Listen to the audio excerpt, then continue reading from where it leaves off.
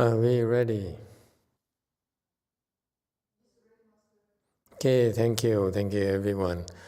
Hello everyone, nice to see you. I'm back here at Rosemead Temple. Okay, thank you everyone.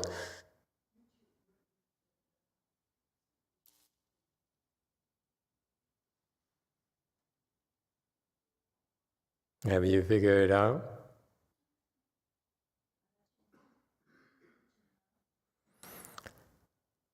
We will continue with... Have you figured it out?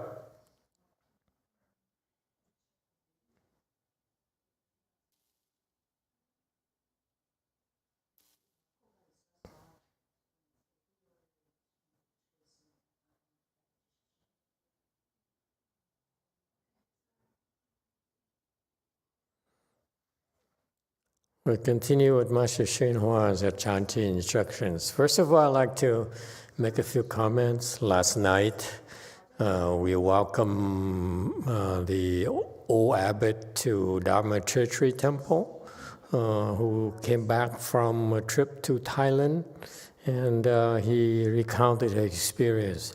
Yes, there's a question from JC.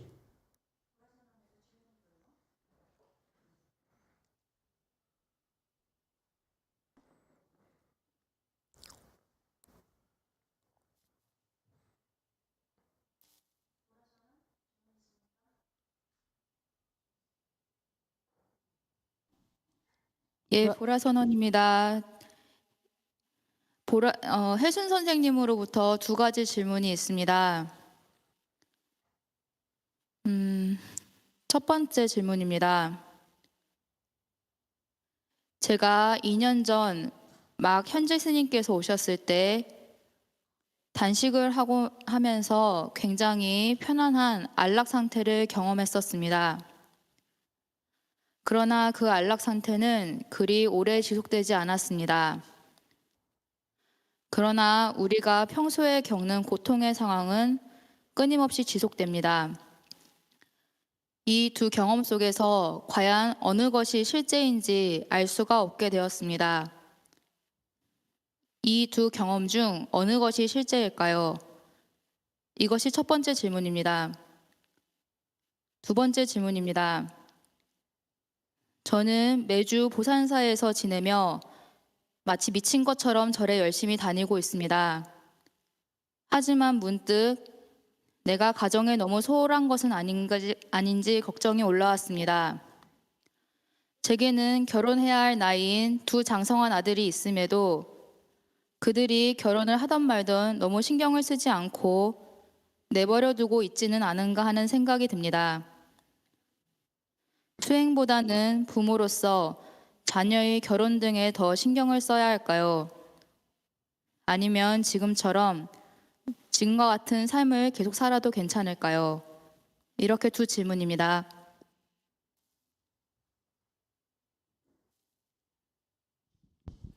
Master, this question is from Hasun teacher.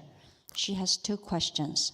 Number one, about 2 years ago when Master Z arrived, I was able to do the fasting and I experienced the bliss. However, the bliss did not last long.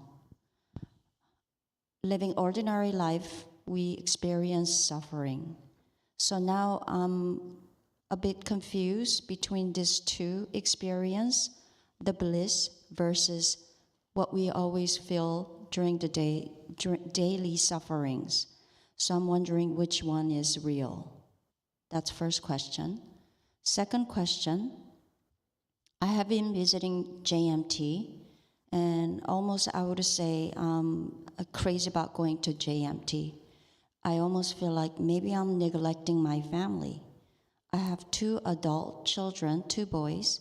Their age is about to get married. But I'm not really paying attention to them at all, and I'm really focusing on cultivations. Should I worry about them? Should I focus more on them and so that they will get married and continue their lives? Thank you. Okay. I answer the second question first.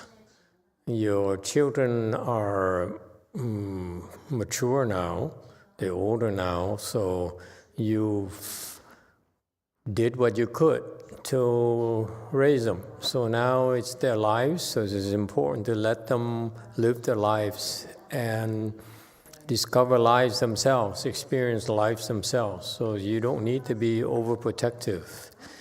As parent, yes, of course we love our children and we want to help them. However, at this stage here in their lives and your lives, you should worry about your own right now, because you are getting older and you should be should be concerned about your next step, that is to your next life. Hopefully you should try to get rebirth to the Pure Land with the highest possible grade. And so therefore, to me, if your children really understand at all, have wisdom at all, they would agree with you that you need to take care of yourself, or that you should look forward to your future. Okay, let them live their lives. And it's important for you to avoid being overprotective and sort of wade or interfere too much in their lives. Let them find their own ways. Just be available should they ask for advice. Make yourself available for family times and spend quality time with them. That's the main thing. Otherwise, you should refrain from interfering too much and only make yourself available when they ask for it. All right? That's what I would do. Okay. As far as the first question goes, you experience bliss initially through fasting, and then you back to reality. Life is a lot of suffering. So what else is new? That's just life, it's just the way it is. This world we live in is a world of suffering. You have the blessings, you have enough blessings to realize that and accept the fact that we are suffering. And it's just the way it is. If you encounter Chan, you practice Chan, whether it's through fasting, whether it's reciting the Buddha's name, and those are the various skills or knowledge you develop in order for you to give you a chance to have a break from suffering. That's how it is. Life here is supposed to be suffering, and you're lucky enough to be able to experience bliss, whereas most people don't. Most people spend their entire lives never experiencing bliss, whereas you have discovered a place and a process where a place you can come, a process you can engage in to experience it. So that's wonderful. So what is the nature of the first question again? She's wondering, between the bliss and suffering, which one is real? They're both real to you. Suffering is real to you every day. Bliss is so real to you. That's why you still come to the temple. It's both. Most of the time is suffering, and at times when you're able to use your skills, your techniques, then you experience bliss. Okay.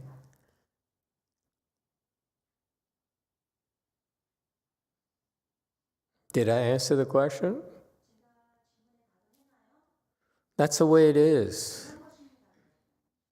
We suffer most of the time, like most people. Most people suffer, but most people as I said, never experience bliss. All they get is some sensual pleasures, and you have the added advantage of experiencing bliss, something that ordinary people can't experience.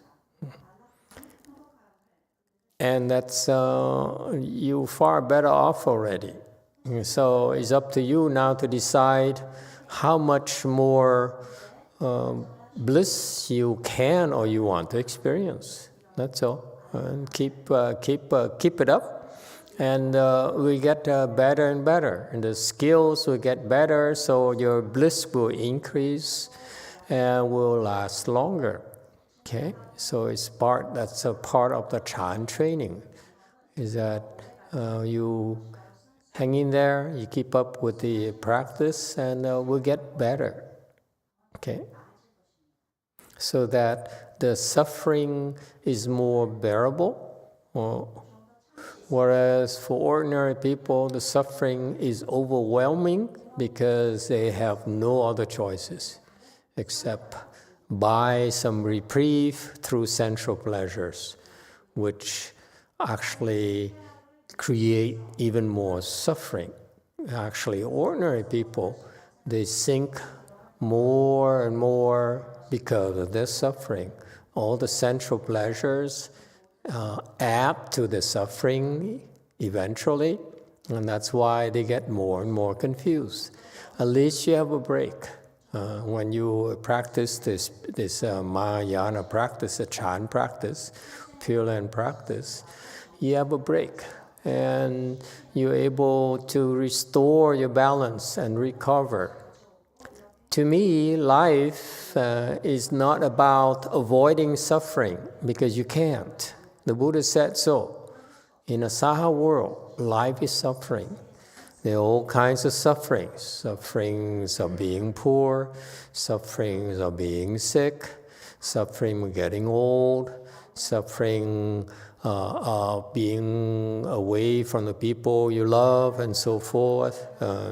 Suffering of being together with people you don't like, you hate. There are all sorts of sufferings, 84,000 forms of sufferings, forms of afflictions. That's how it is.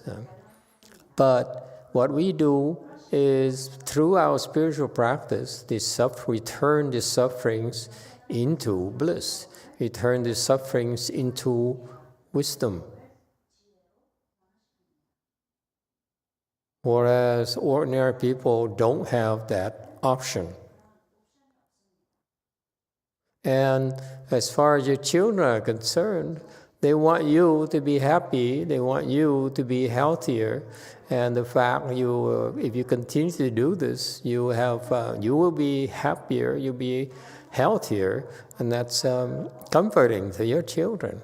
And maybe you'll be in a better position to give an advices, because listen, you discovered Buddhism, this kind of Buddhism, pretty late in your life. For example, yesterday, the abbot of Dharma Treasury Temple came back from his trip in Thailand, and I saw some photos of his sister who accompanied him. She's in her 60s. Okay, what happened to the abbot? He's resting? Okay. I wanted to say something to him, I guess he's not there. So I saw the sister. He told us at the age, the fortune teller looked at her when she was a kid, and they said that she would die at the age of 13 or something like that, 25. Now she's 65, and she spends most of the time volunteering and helping out at the various temples all over. Okay? And I looked at her, I said, so this person here manages to have a long life and basically hanging around temples for all these years, for all these decades. And I looked at her, I was amazed on how low her samadhi level is. You don't spend 50 years of your life, decades of your life in a temple and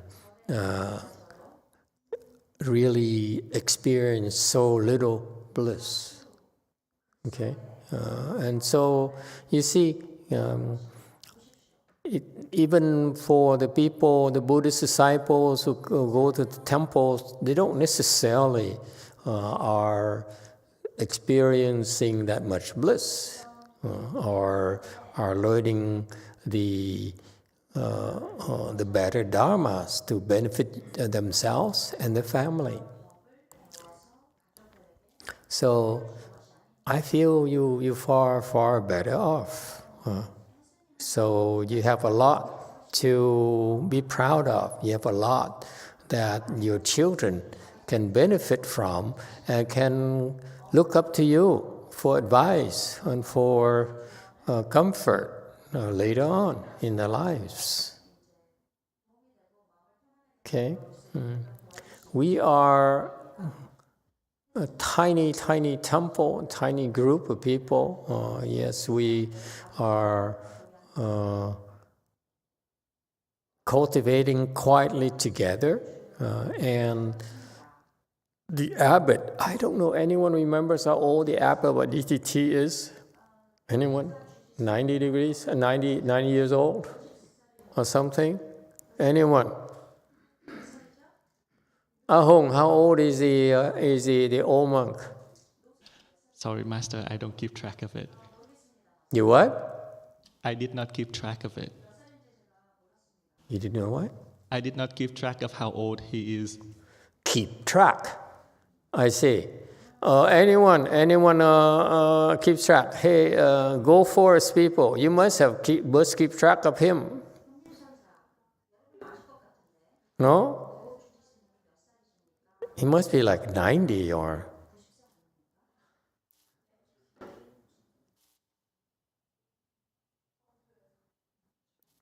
Now is the time to badmouth him behind his back when he's still sleeping, recovering from his long journey. Anyone? And Go Forest. How old is he? Dạ, Yes, thưa thầy 78. one. According to Jane Climber, he is 81. 81? According to Jane Climber. According to Jane Climber, so it takes a person all the way in Toronto to keep track of it, whereas you really don't care at all. Yes, Ahong, what do you do? What do you have to redeem yourself? Master, I've just heard from Goforeth saying he's 78 years old. 78 years old? So James Clymer adds 3 more years? Is it Chinese years or... Jane, why are your numbers always off? I would be worried if I were your department head. Or your climber partner. You give them a number and they're off. Oops. I thought it's only 1 meter. Actually, it took 100 meters. The fall. Yes, 1. According to Zi Hong Kao, he says 78. 78. Okay. You see, one Chinese person is wrong, the other is correct. Okay. All right. 78 years old. And he's been ordained, he's been with us for 10 years now. Okay, meaning he left the home life at around past 60s. And in Mahayana, in Vinaya, the Buddha says if you're past 60, if you're are 60 or older, you cannot become fully ordained anymore. And Master YongHua brought his Dharma to our country, and he set the precedent. He said that I will allow people who are 60s or older to become fully ordained. Okay? and that's what he did. Quite a few of his disciples were ordained when they're older than 60s. And he's the one who did it because they have the power to do it, the knowledge to do it. Whereas, his disciples, now they don't allow it anymore. They're very honest. They don't know how to do it. Okay? But look, look, our abbot of Dharma Treasury Temple, so he was in his late 60s when he became fully ordained. And now he's named abbot of the temple within 10 years. And he went to Thailand as a representative of our American Mahayana Dharma as compared to the Chinese Mahayana Dharma that Master YongHua left and here to his disciples. He went over there and he met a lot of, to our great surprise, our wonderful surprise to find that the Thai Buddhism is so strong, is very strong. Many of them are accomplished cultivators, various cultivators, and most of them recognize the old monks as having samadhi power, which is not wrong. The old monk level right now is higher than all of Master YongHua's disciples. You see, my point being that here's the Dharma that we practice, where we allow older people to practice because they are trainable, because they want to practice and they want to make something important in their lives. Okay? And he, among other people, are successful at doing that. Okay? And they recognize that in Thailand. Thailand has a lot of high-level Sanghas, and they all welcome him and they all show respect to him. Okay? And they gave him special treatment. And see, and that's our Dharma. We're very, very low-key, and we work hard to benefit ourselves and help others quietly. And not just him, everyone who hangs in there and doesn't quit. No matter how difficult it is, no matter how painful it is, they all made progress. It's something you should be proud of yourself. I'm proud of you, that you are able to hang in there. And you know yourself. You're better off. And the old monk actually, when he went to Thailand, I just wanted him to have a survey of Thai Buddhism and so forth. But it turns out that he met many, many good monks over there, and that's why he improved himself. Because he realized that a lot of good monks and nuns are still in the world. And they welcome him. They provided him with respect and offerings. Okay, those are the good people there in Thailand. Buddhism is strong in Thailand, just like Buddhism is strong in Korea, in small pockets. Thailand is, throughout the entire country, is very, very strong. Okay, that's remarkable. And I hope that we'll make it more pervasive so that our brand of Buddhism will be more available to the people who wish to practice, who wish to improve their lives.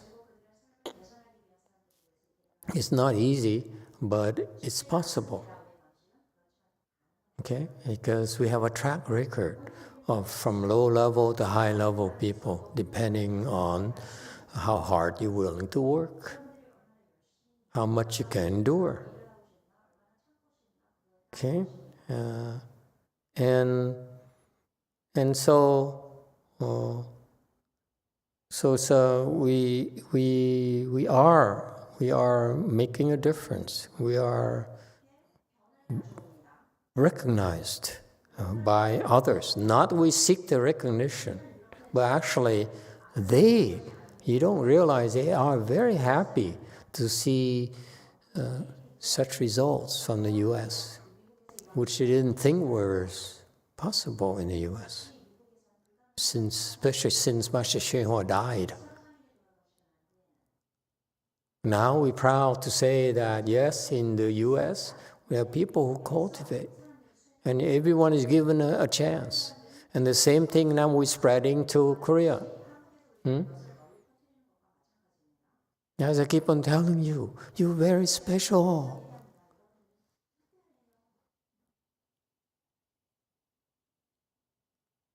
Okay? All right. Now, any questions or comments? And I hope that we will have a chance to make it more available to others. It's up to you.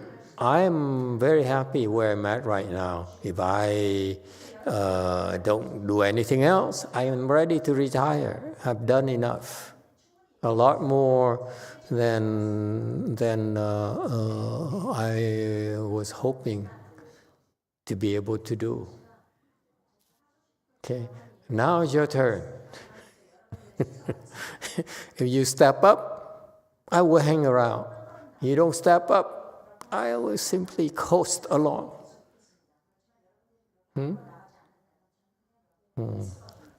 Okay? Yes, 9. Thank you, Master. Recognizing that the old venerable monk is resting right now, and I don't expect you to have the answers, but at some point it would be really wonderful to learn if there were specific way places in Thailand that he made contact with that are worth corresponding with or even visiting one day.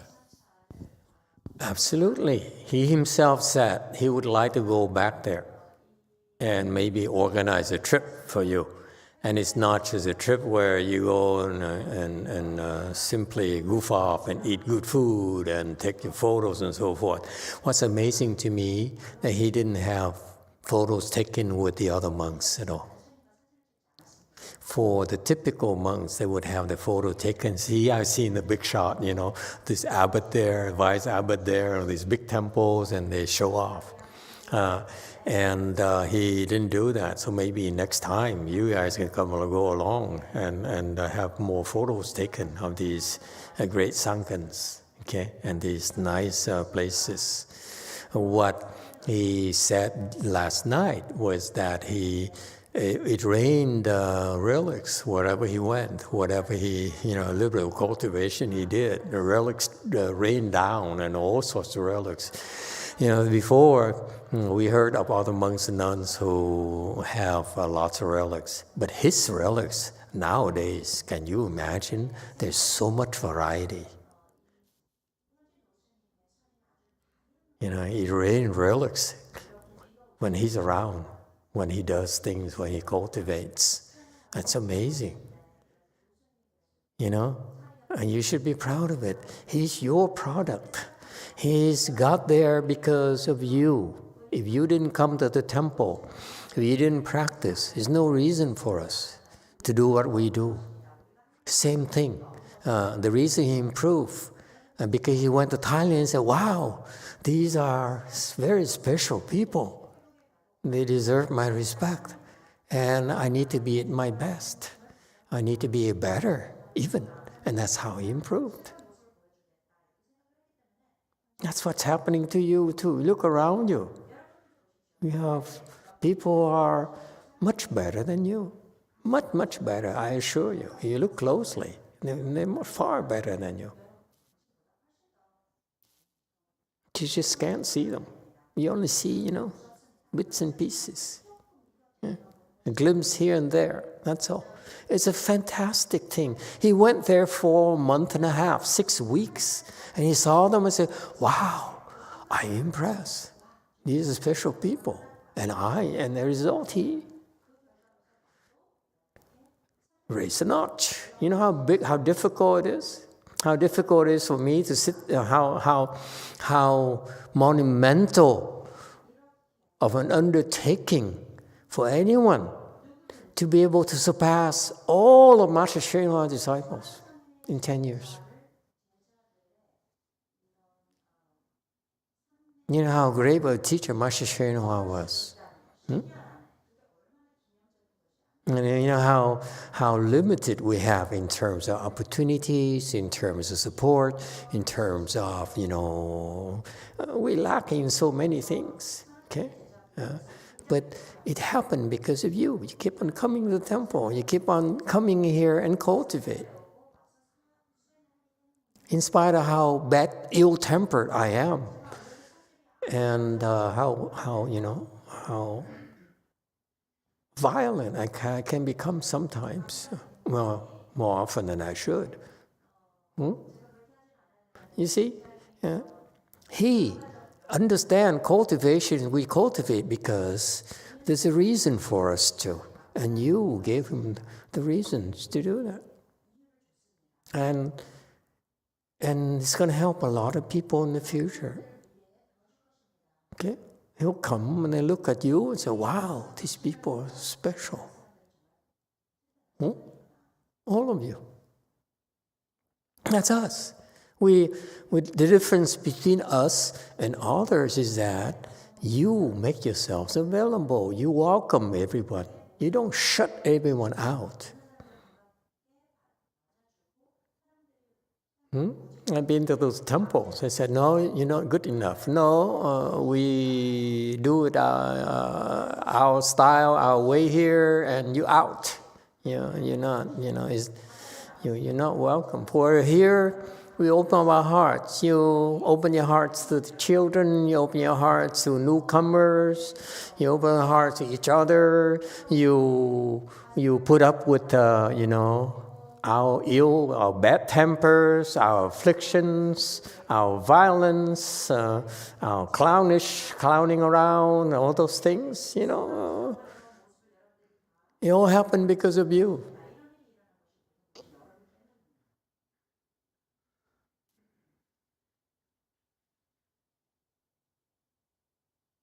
And the amazing thing is that for that monk to rain relics like that, you know how miraculous that is?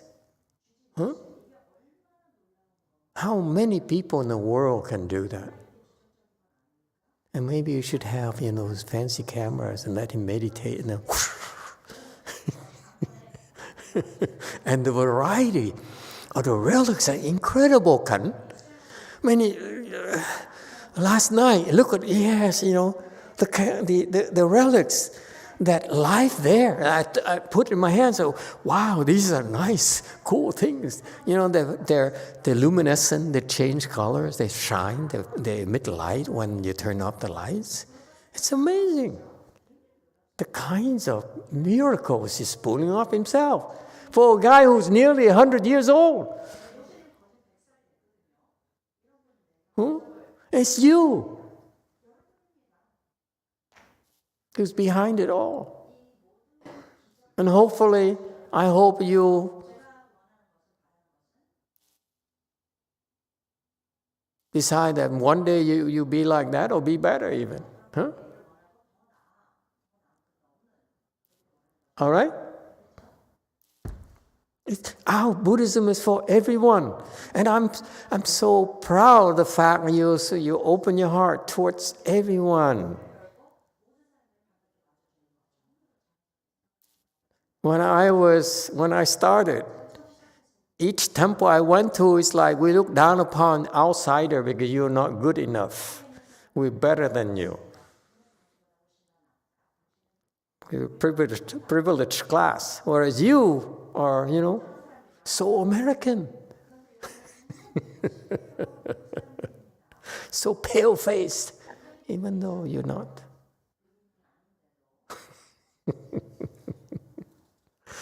Yeah.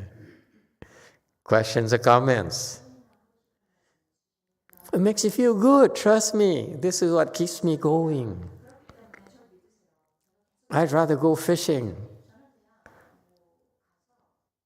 with no hook. Like a Chan monk. Yeah, Chan monk, the dream is to go fishing. They sit there in the river with the fishing pole out there, and there's no hook. They sit there all day. Someday I figured out why. It really bothers me, folks. I read so much about all these wonderful stories and why the great Chan masters do that. I say, I'd like to do it someday, but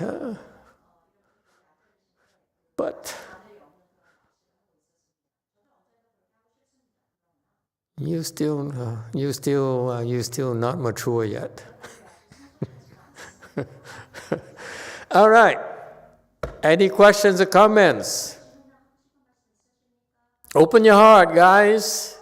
Okay? You got so much. Share. Yes. JC. 네, 안녕하세요. 불교를 잘 몰라서 사실 사리가 그냥 스님들 몸에서 나오는 건 줄 알았거든요, 여태까지. 그런데 그 현지 스님이 그렇게 사리를 만들어내신다고 해야 되나? 아무튼 현지 스님 주변에서 사리가 많이 나오는 거를 실제로 보셨다고도 하고 지금 들어보니까 그래서 궁금한 점이 그 현지 스님이 공덕이 많아야 사리가 있다라고 사리가 생긴다라고 그렇게 들었는데 그게 그러면 현지 스님이 한국에도 오실 수 있는지 예, 그게 좀 궁금하고 특히 태국에서 사리가 많이 이렇게 생기는 것은 그곳에 뭔가가 특별하기 때문인가요? 두 가지 질문입니다.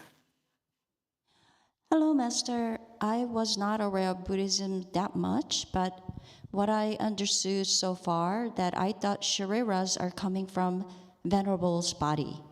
But I just heard that Venerable Shincher, around him, there's a lot of manifestation of sharira, and people actually saw that this happenings. So the question is, I heard that you got to have good merit and virtue. That way, manifestation of sharira will occur. So my real question is Venerable Shincher will Venerable Shincher will come to Korea? And also the second question, so these manifestations happened in Thailand. Is this location a special place? Okay. It happened in Thailand, happened in Vietnam, happened in many, many places. It happened here in the U.S. as well.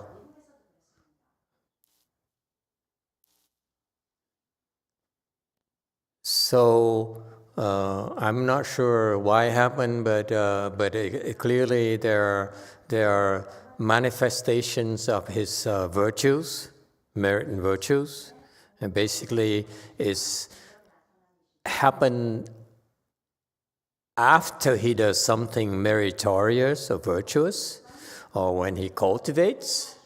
Okay, that's what happened to him.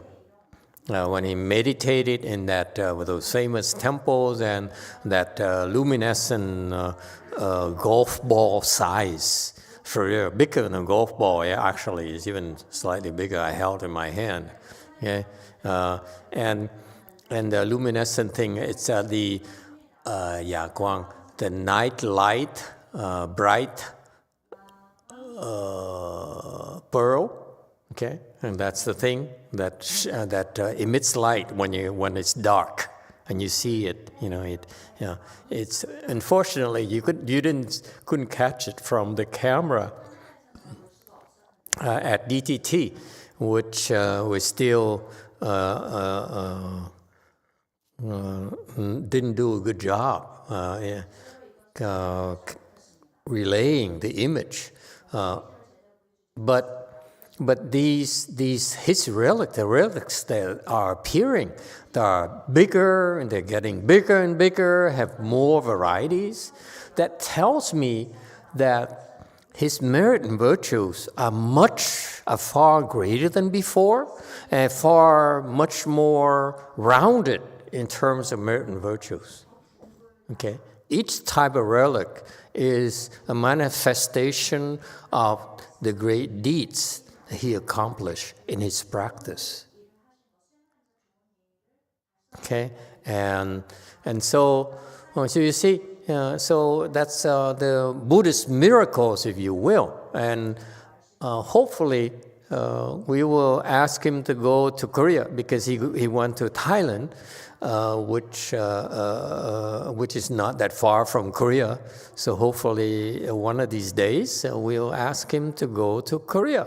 And maybe he'll cultivate and he'll rain more relics in Korea. Okay, and we'll erect the stupa on his honor right there.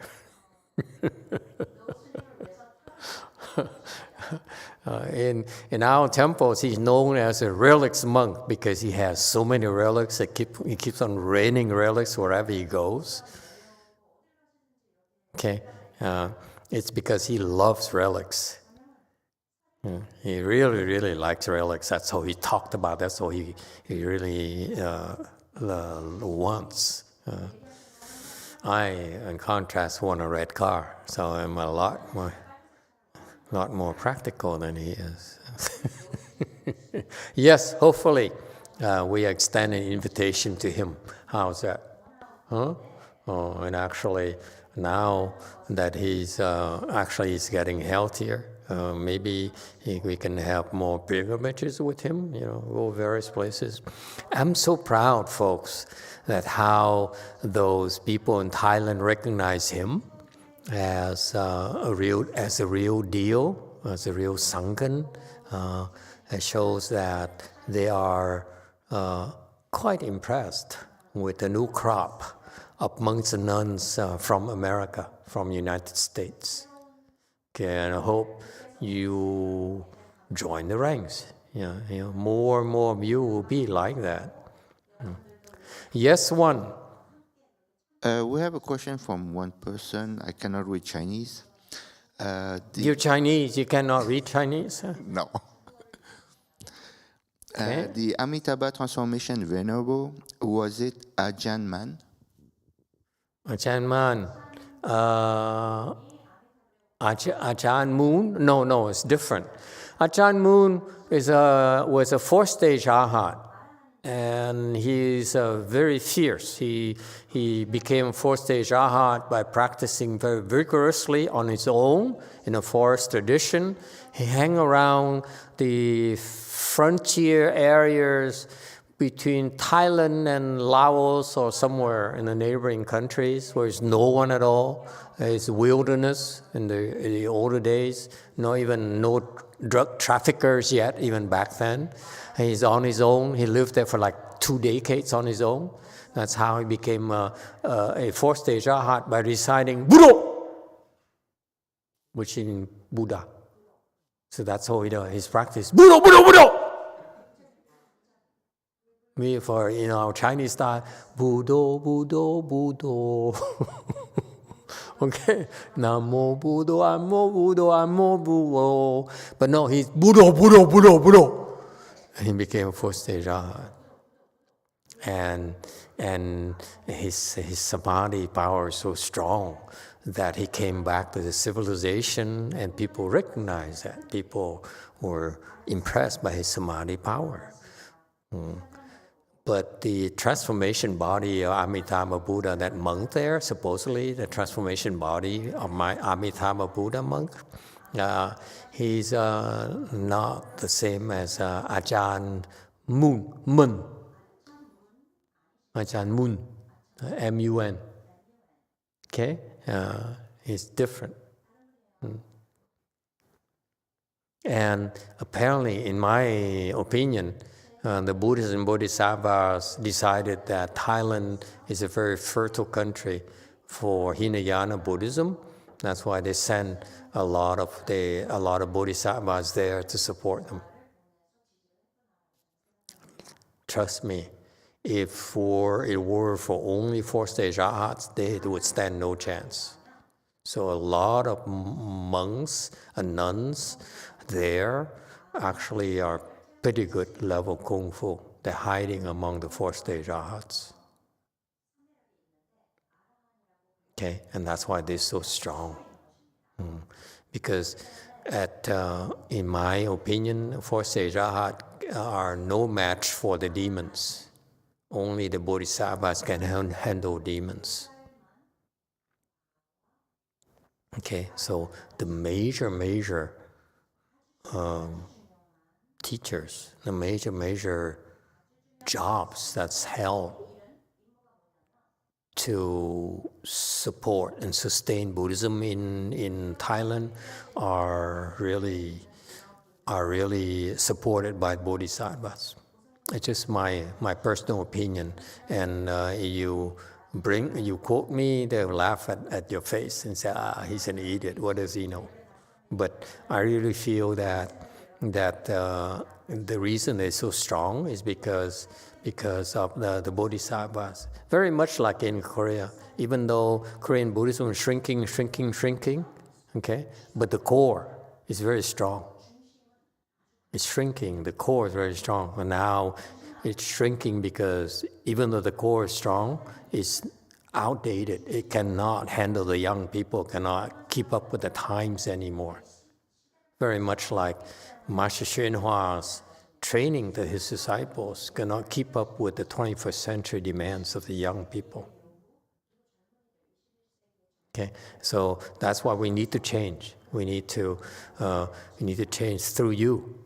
Okay, you're the one, like young people like baby here, maybe someday she becomes something important instead of just eating sour all day. But we're patient. People need time to be nurtured like babies. We need to nurture babies. I don't call her baby for no reason. He needs to be nurtured. That's all. All of you need to be nurtured. Okay? Young and old. Even look at the old monk. You think that, when he came to me, he was not in good health. 2 heart surgeries already. And yet, he's now became a relics monk. Isn't that cool? It's a product from American Mahayana. There's nothing Chinese about him. It's all Vietnamese. And it's a funny thing, is even the Vietnamese don't appreciate it. It's you Koreans who appreciate it. It's you Chinese who appreciate it. You Americans appreciate him. The Vietnamese really not many Vietnamese appreciate him because he's not Vietnamese enough.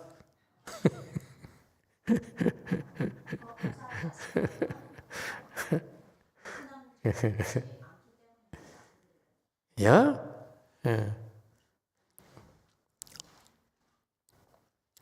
All right. Anything else? Any other questions or comments?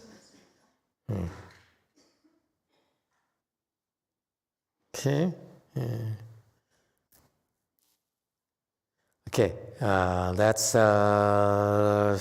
learn a little bit from Master YongHua. Play the tape, please.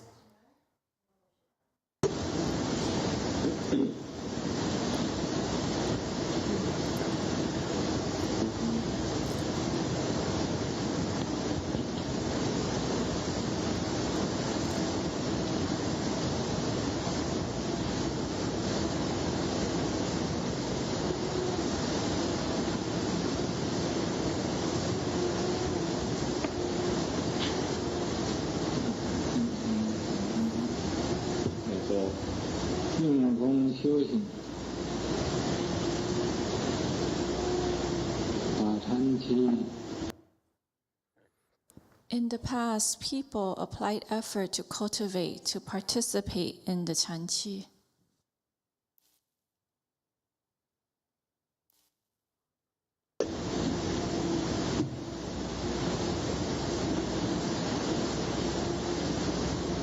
把其他的事情都放下，只是单单的参悟化。 They would let go of everything and investigate Huatou only.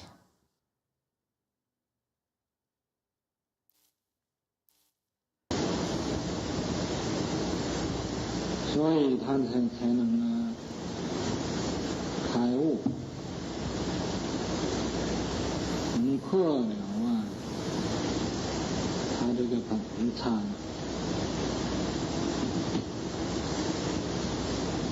打破无始劫以来的黑气的统一。 That's why they could become enlightened and break through his original investigation, break through this pitch black barrel from the beginningless time.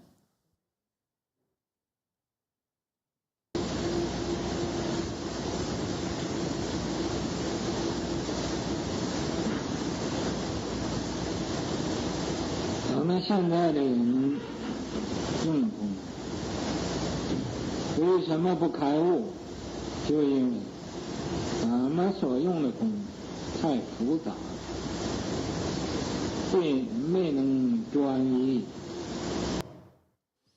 Nowadays, we applied effort. Why don't we become enlightened? Because our effort is too complicated. We couldn't focus.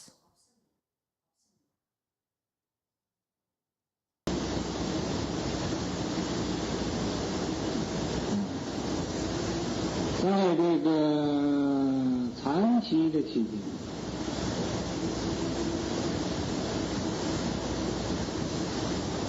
就是有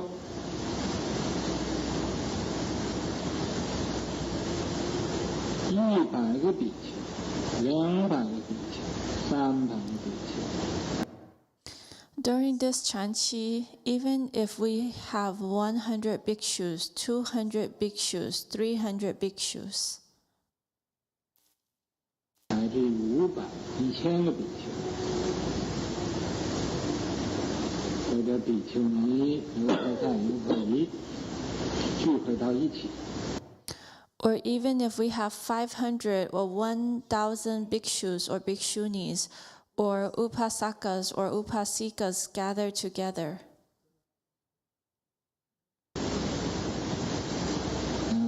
或者1000，或者2000，或者3000。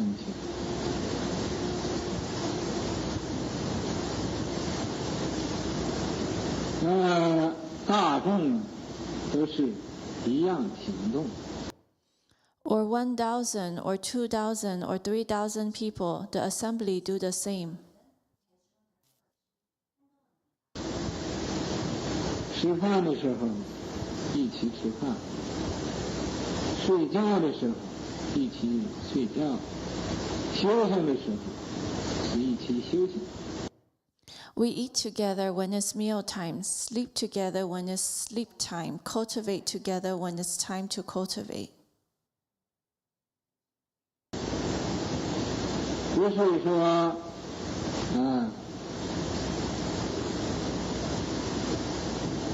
这个这样，那一个是那样，各有各的这个不同的样子，不是这样。 It is not this one is like this and that one is like that. Everybody has their own different ways. It is not like that.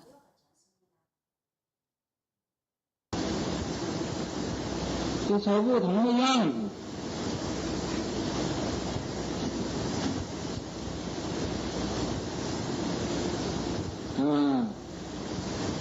就不能专一。 When everybody has their own different ways, then we cannot focus.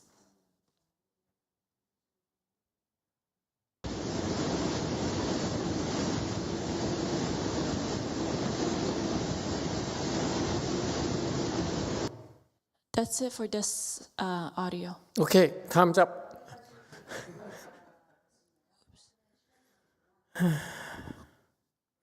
Hey, Korean people, low notice in Dharma Treasury Temple. The old monk just showed up. You can ask this, the question again. About does he plan to come to Korea in the near future?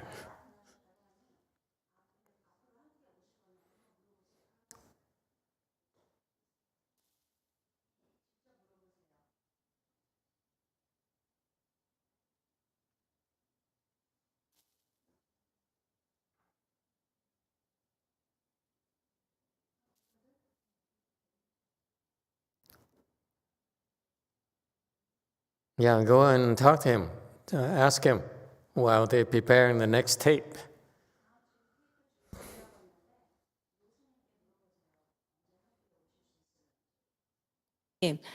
한국에서 뵙고 싶습니다. 네, 한국에 와주세요. 감사합니다.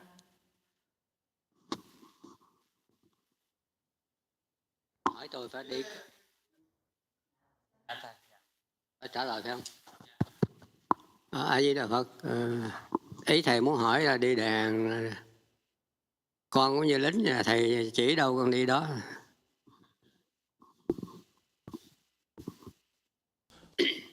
Emitofuo, Master, I'm just a troop. Wherever Master appointed me, I'll go there. Okay. So Koreans, what would it take? What are you willing to do for me if I point him to Korea? I'm very transactional. Okay. Meaning that I do something for you, what's in it for me? Very American.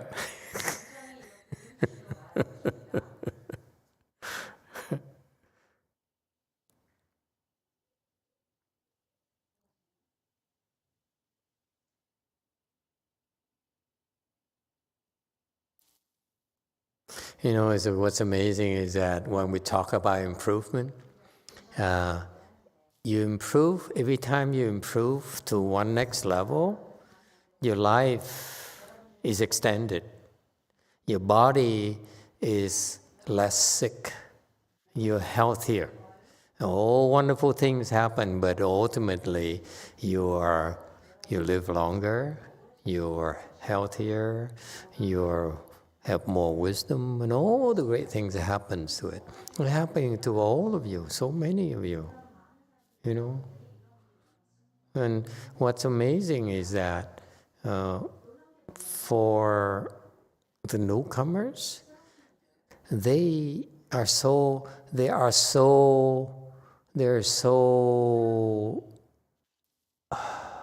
stuck on their old ways that they fail to absorb what's different here in our approach, our technique, okay, and give them time. Eventually, you see, all of you see, the people who are stuck, like Jung, who's stuck in San Jose, who stuck with Master Hsuan-Hua's Dharma for decades because he felt, this is the greatest master there is, and so forth. He was stuck for a long, long time.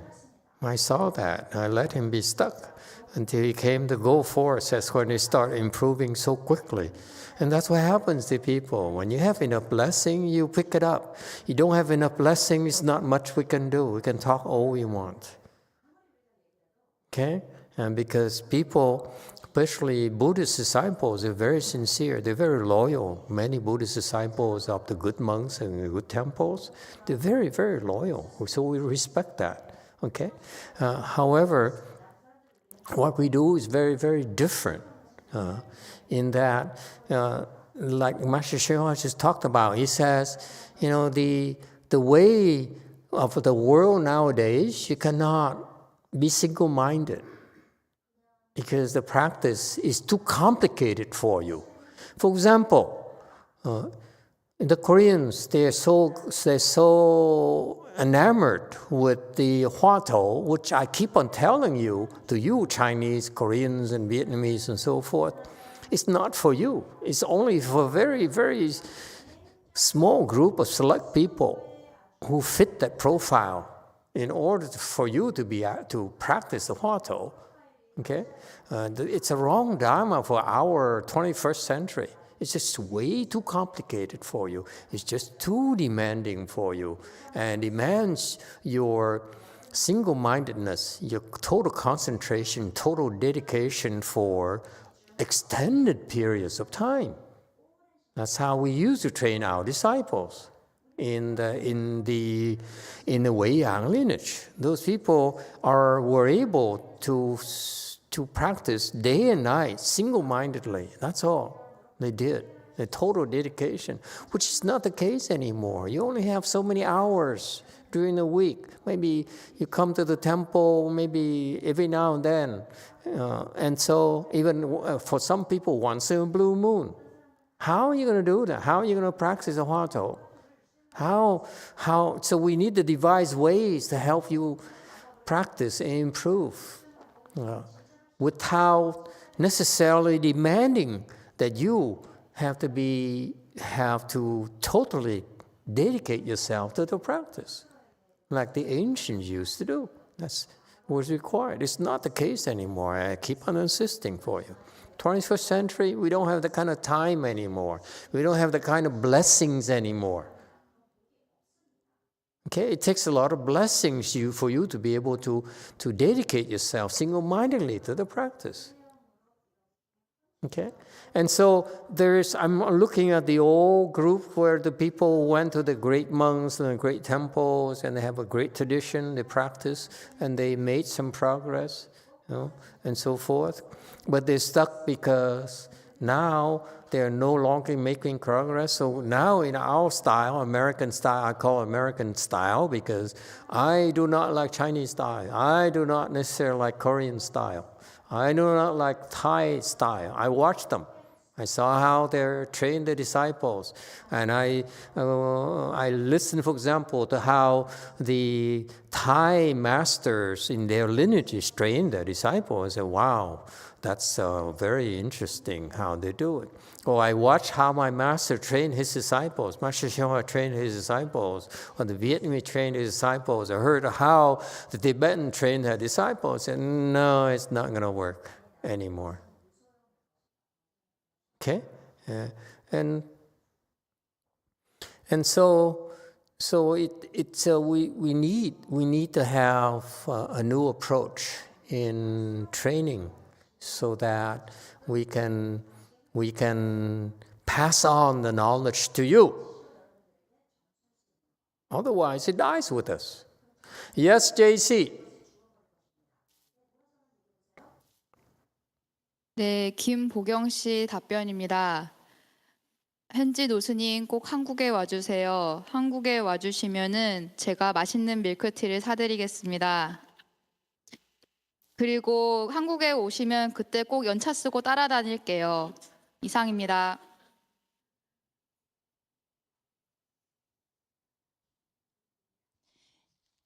Kim Bo-kyung just said, Master Shencher, for sure, please come to Korea. When you come to Korea, I will buy you a delicious milk tea. And then wherever you go, I'm going to follow you.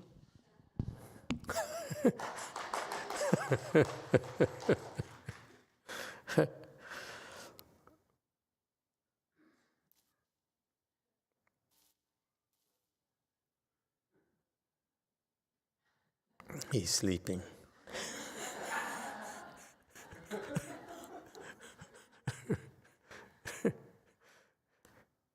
Hey, it's between you and her. Leave me out of this. She didn't offer me boba milk or whatever. It's only to you.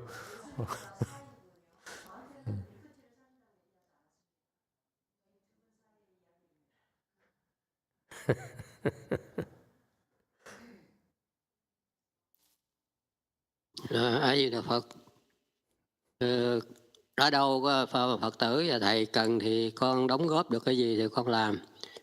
Và nói chung thì con rất là kính trọng và thương mến tất cả Phật tử.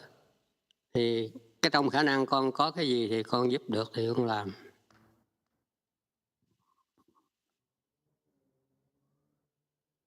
Emitofuo, Master, wherever the disciples, Buddhist disciples, and Master need, I will contribute my part. So in general, I'm very respectful to the disciple. Thưa thầy, cái phần tiếp theo là gì thưa thầy, con quên rồi. Tôi rất là kính trọng và thương mến tất cả Phật tử.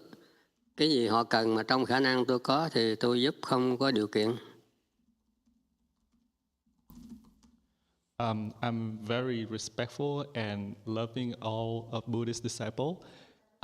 So whatever they need in my ability, I will try my best to provide. Okay, there you have it. Yes, 9. Thank you, Master. I have a question for Venerable Exi. Xin chào. So glad you made it Always back. so appropriate. What was your favorite food, your favorite Thai food that you had when you visited the way places in Thailand? Gamong. A Di Đà Phật. Tôi đến Thái 10 ngày thì tôi ăn nước muối ớt với nước tương khô quẹt không à, với cơm dắt chứ không có ăn cái gì khác, tại vì họ ăn mặn mình ăn chay. Thì có một bữa thứ hai sau khi đến đó thì tôi tham dự một ngày thiền thất với họ. Thì cái ông phó trụ trì ông cho tôi ăn trứng gà chiên. Thì tôi ăn, tôi quán tưởng là mình ăn cái này để cho mình cầu nguyện cho cái con vịt này nó được tiến bộ, tiến hóa lên, phước báo mình hồi hướng cho nó vậy thôi. Chỉ có một lần đó là ăn mặn thôi. Còn tất cả các ngày kia thì ông thầy ông ngồi đối diện, ông ăn cá chiên lăn bột với thịt bò, thì tôi ăn muối ớt.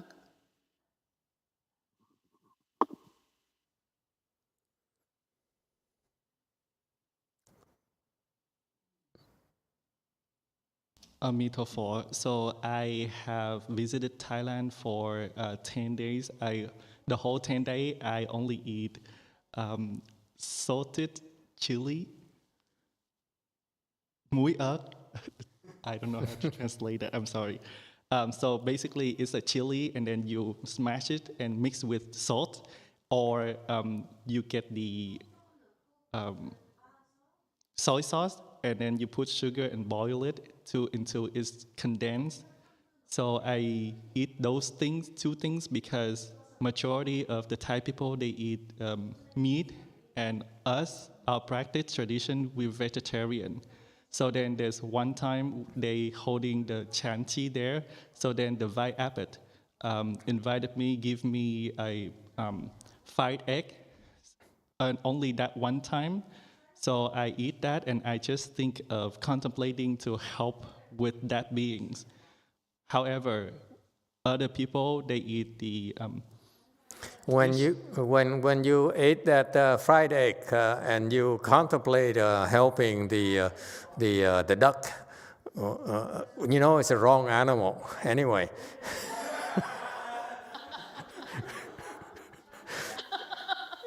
Did it rain down the relics?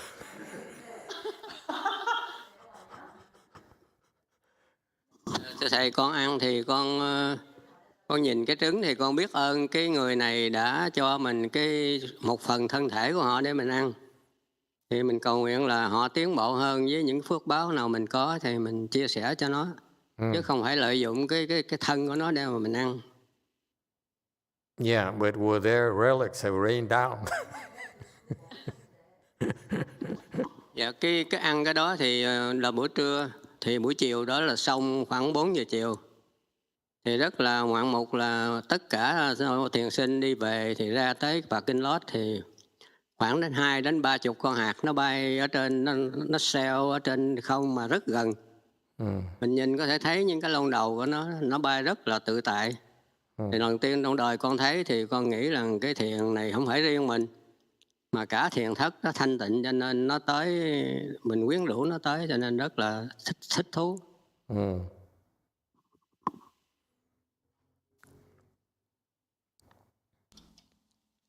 So he repeated two parts. First part he said that he contemplate eating the eggs is he bring up the mind of appreciation that living being there have shared, take the part of its body to provide a meal for him.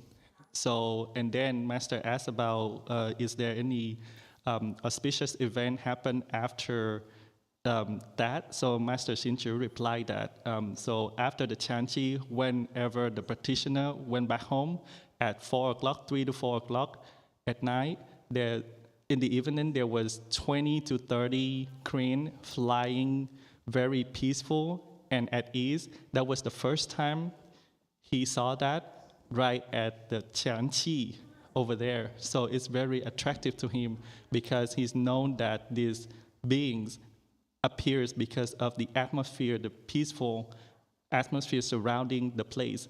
Therefore, that was the first time he was able to see that. It's very attractive to him.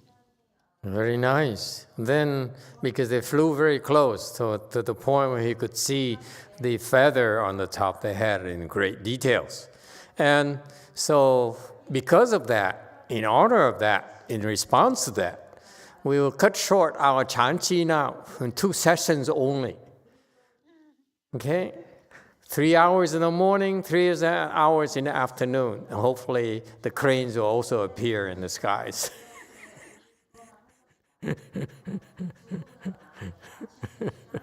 Yes, 9. Thank you, Master. I don't know that Malcolm is watching or listening right now, but I do want to report that after the cranes flew in Thailand, I think the following morning a crane appeared outside of Malcolm's window while he was chanting Dajitu. So, really? Yeah. So I think it went across the globe. Dajitu, come on. You can speak Vietnamese, but you cannot pronounce Chinese? Dajitu. I mean Dajitu. I have to confess, Master, for the longest time, I thought you were referring to someone named Darby Joe. And I was Googling Darby Joe, like... Me too. Baby Jones? Baby Jones. Yes, 1. Very good. Go ahead. We have 2 comments, one from Vicky.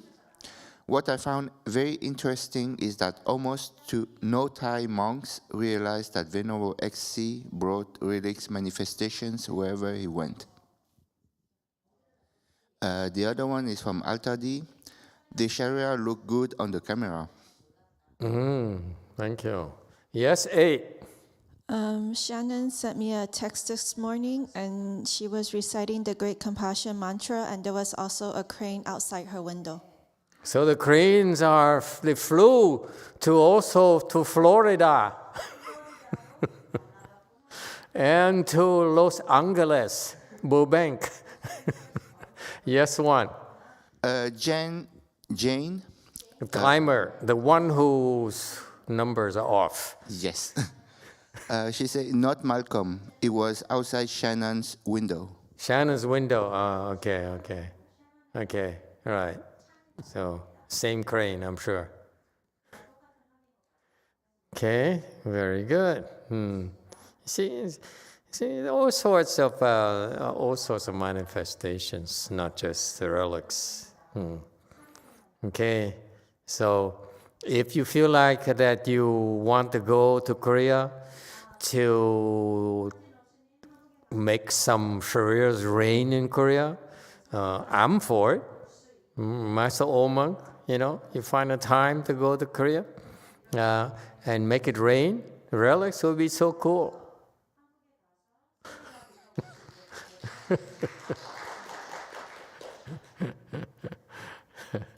Maybe we should invite him to go and towards the end of March when we have a relics exhibit there. You doing anything the end of March, early April?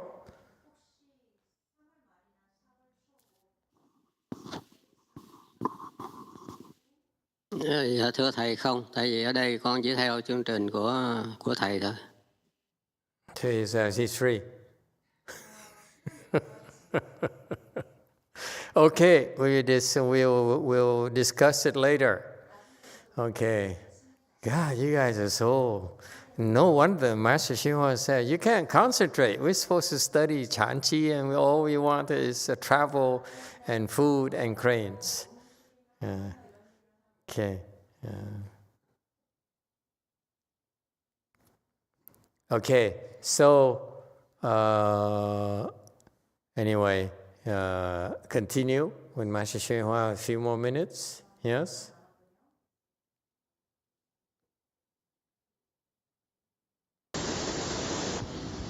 聚会到一起，回到1000，回到2000，回到3000。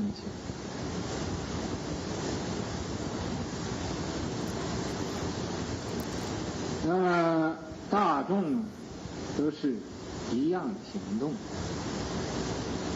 吃饭的时候一起吃饭，睡觉的时候一起睡觉。 修行的时候是一起修行，不是说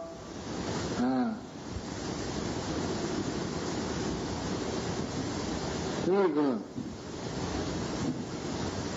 这样，那一个是那样，各有各的这个不同的样子。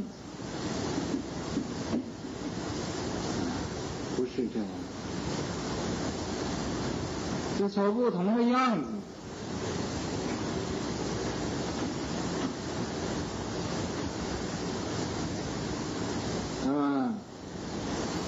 就不能专一。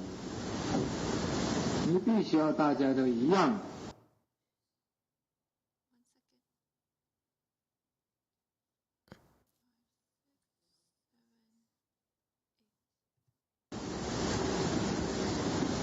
在禅堂里头，几千人也不拜佛，也不念经。 So he was repeating the first few slides from the other audio. This is the start of the next audio. Everybody must do the same. Inside the Chan Hall, thousands of people do not bow to the Buddha, do not recite sutras.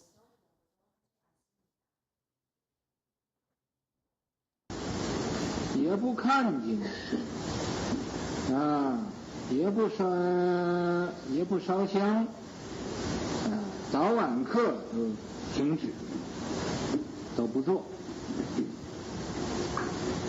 为什么要这样子呢？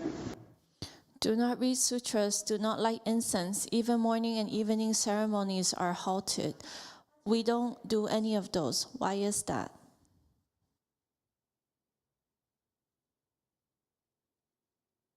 就是想要你专一用功，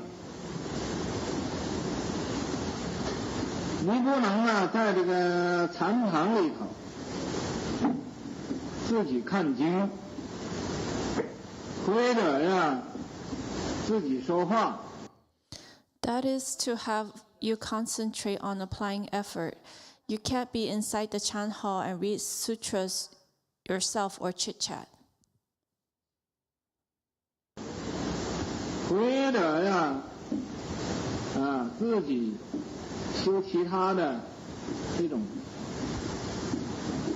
法门，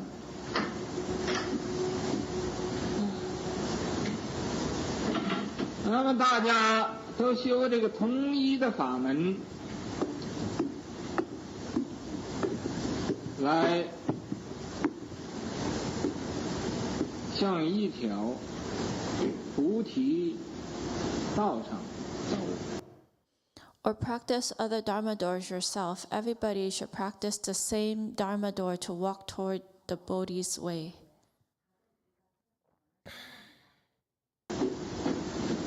走到那个觉悟的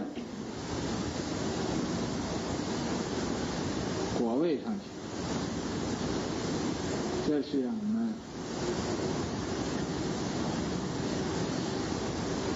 人的最后的目的。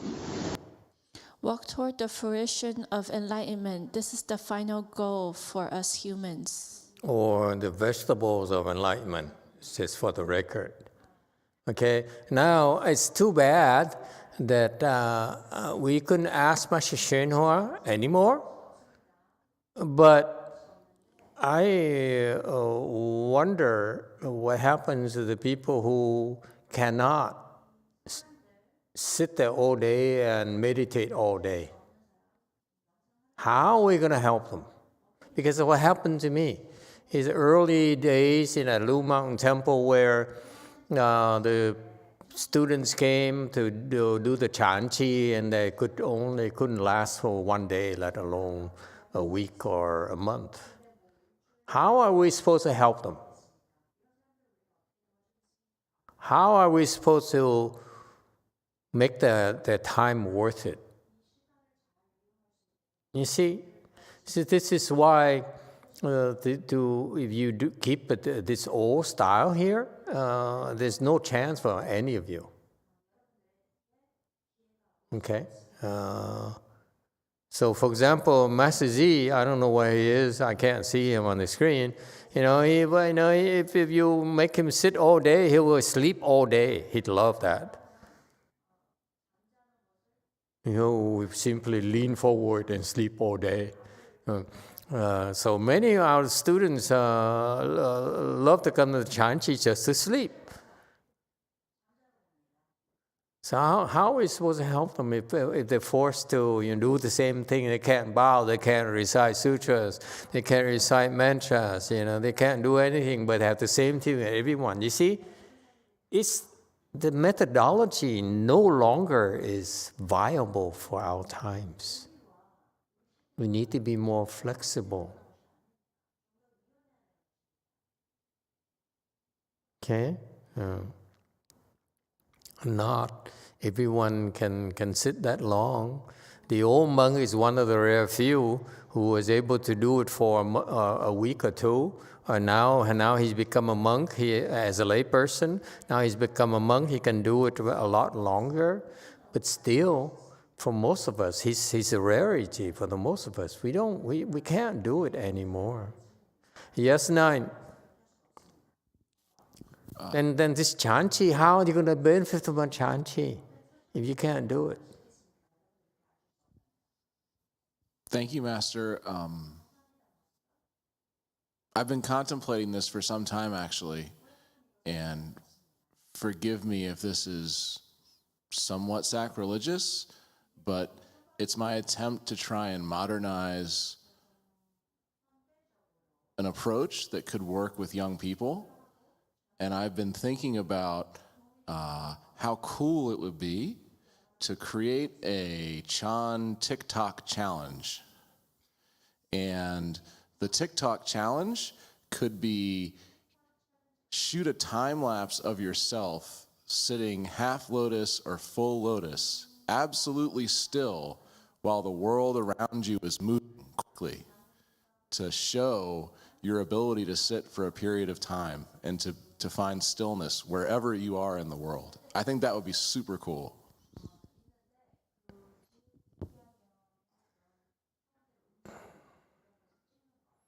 Do it quickly because the Congress here in the U.S. is planning to ban TikTok. It's not a bad idea. Not a bad idea. We need to come up with the creative ways to help people raise awareness of the Chan, the American Chan, and the importance that it should have in your life, not so much about spirituality, but for your own health, for your own physical, mental health, for helping you get what you want, for improving augmented livelihood instead of augmented reality, whatever you want to call it. Okay, and so there's so many ways we need to present this thing here to make it more appealing to people than just simply force them to do the same thing with everyone. There will be a time for that. Okay, the Dharma that's sort of different than others. So, for example, we need to be flexible. And whether it's TikTok challenge during now, it could happen as well during the Chanchi like this. The spiritual practice has to be a lot more flexible, and that to accommodate people with different levels of blessings and levels of interest. Yes, absolutely. Okay. Continue.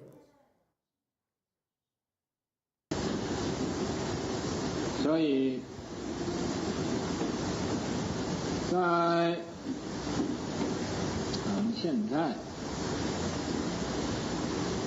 这个禅堂、佛堂、饭堂都在一个地方，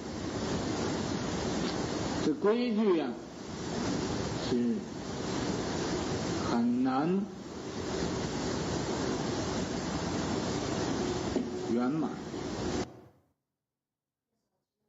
Now, our Chan Hall, Buddha Hall, and Dining Hall are in the same place. It is very difficult to perfect the rules.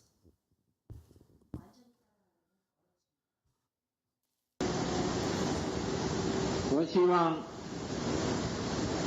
咱们搬到那个大的地方去。这个禅堂里头，任何的声音可有。 I hope we can move to the bigger place. Inside this Chan Hall, absolutely no sound is allowed.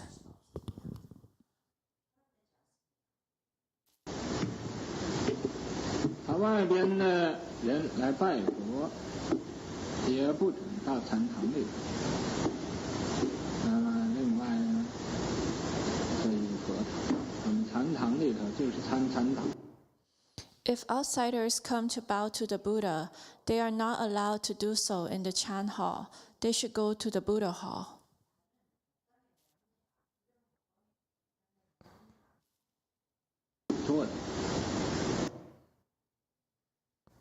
Inside the Chan Hall is a place for investigating Chan and meditation only.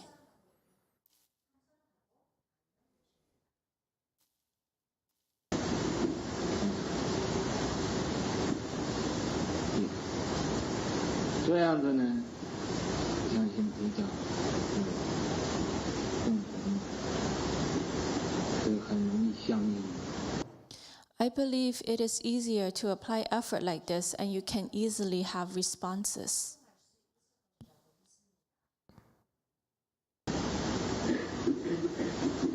因此，我现在告诉你们各位，凡是来到这个禅堂里边，都不要随便讲话。 随便说说笑笑。 Also now, I'm telling you all, anybody who steps into this Chan Hall, do not casually speak casually or talk and laugh casually. Yeah, those are the great techniques we're learning from the Chinese. But for us Americans, the bottom line is, what good does it do for you? Maybe it worked for the Chinese back then. It's no longer the case at their temples. Because I've been at his temples. I saw how they train their disciples now. It's no longer working. So that's why Buddhism needs to be flexible. We cannot hang on to traditions blindly, because it won't fly here in the US. They're very demanding here, the pale faces, and the Americans in general. They're a lot more practical. It's what's in it for me if I do this? What do I get out of it? That's what you have to be prepared to answer them and provide them. Otherwise, only losers will keep on coming for nothing.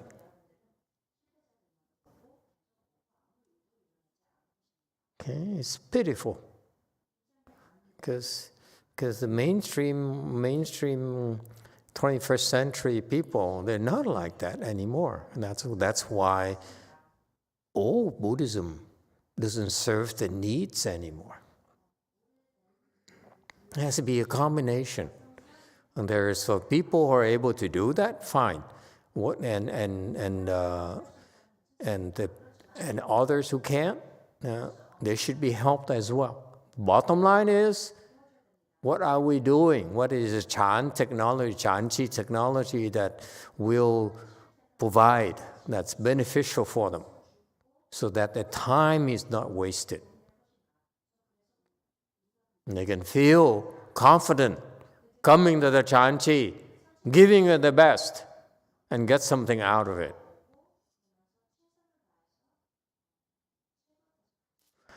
Questions or comments? The results speak for themselves. That's for me, that's how I look at things. I'm unhappy when I'm asked to do things and blindly follow the rules, and yet I get nothing out of it. It kills me. Yes, one. This one is from the Chinese person. Another Chinese person, and you cannot read the Chinese names. No. It's from WMT Apple. Oh, that was her? Why didn't she say so? Okay, go.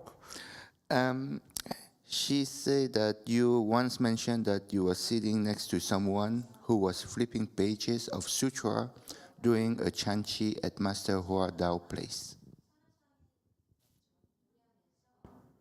Yeah, that was later, because they find that to enforce people to sit all day, those people went crazy. So they had to, there's some people who could not cross their legs, but they wanted to be there for the duration, so they were allowed to read sutras.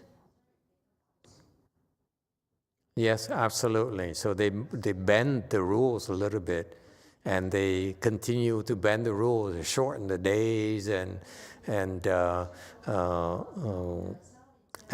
various things. But the bottom line here for the Americans here, people in the 21st century, not just the Americans, the Koreans and the Vietnamese and everything, eventually the newcomers are going to ask, what's in it for me?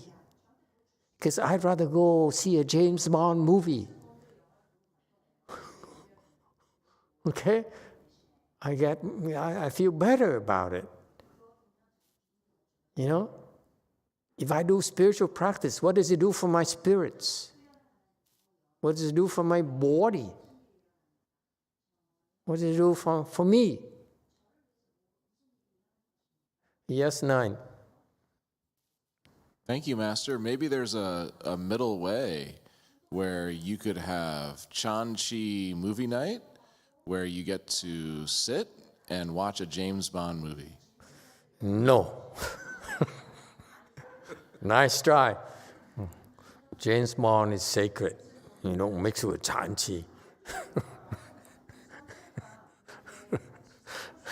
That's how I feel about it. And it's not up for debate. Okay? No, seriously, you cannot engage in things that will make him scattered. James Bond is designed to get you scattered, whereas Chan-Chi is designed to help you increase your focus, okay, among other things. So you cannot really mix them that well. Okay? There's time for James Bond. We're not doing Chanchi. Okay, yes, Apple, WMT, that Michael cannot pronounce your Chinese name. Master, your disciple asked, when trying to practice the number 3, do you have to keep doing 5, 5, and then store, or can you just continue keep reciting the mantra? Which disciple number 3? What's number 3? The number 3 of hands and eye. Okay. Like, when you try to continue practice the same one, can you just keep saying the mantra instead of doing like 5, 5, store, and then 5, 5, store, and then 5, 5. No, you just recite. You keep reciting it. You don't need to. This is when you put it away after you're done. So you could just keep reciting the mantra? Yes. So you do the 5 times first one, and then the second one you just continue doing the mantra? You keep reciting the hand and eye. And after you're done, then you put it away. Does it help? So you don't have to do it 5 times. You could do like 100 times the mantra. 100 times. Is that what you're saying? Yeah, you keep reciting that particular Dharma. Okay. Thank you. Just like you recite a mantra, you recite 100 times, you recite 5 times, you recite 20 times. And when you're done, then you put the Dharma instrument away. Okay, thank you, Master. You're welcome, spy number 1. Anyone else? Okay, you see, the Dharma, again, to me, is flexible, very much like Master YongHua. When he came to our country, he says, I'm going to allow all people to become monks and nuns, okay, and work for him. It seems to work better for us, okay? So the Dharma is very flexible, and we're not afraid. We should not be afraid for people to come and say, what do I get out of it? Okay, which is, then we tell them, shut up and cross your legs. Yes, JMT.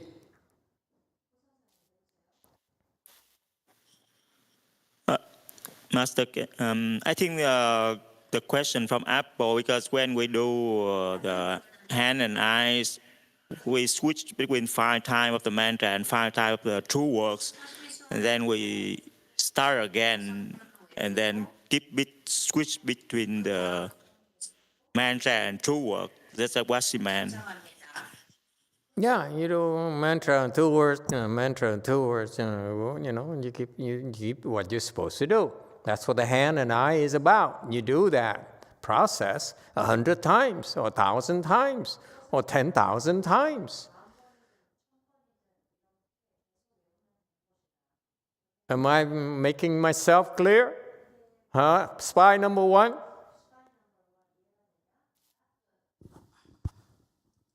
So like, can you do, so that means like I'm going to do number 3, and then so I do 5 times the mantra, and then I can do like continuously just keep repeating the true word?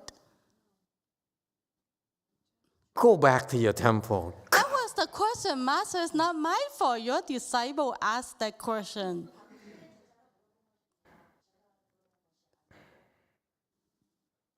Take my disciple with you.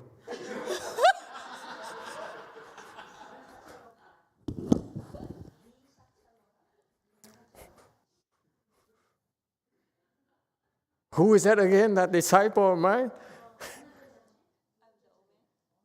Who? Go with her. Don't come back. What is this? You're trying to sabotage me?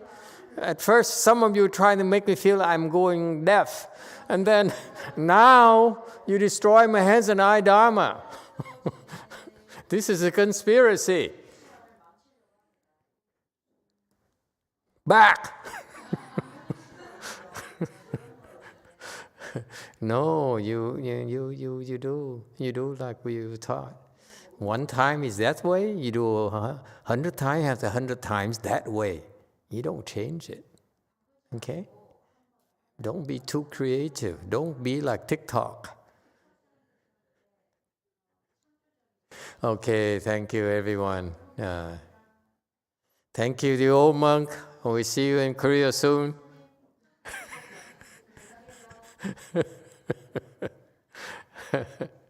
Okay. Good night, everyone.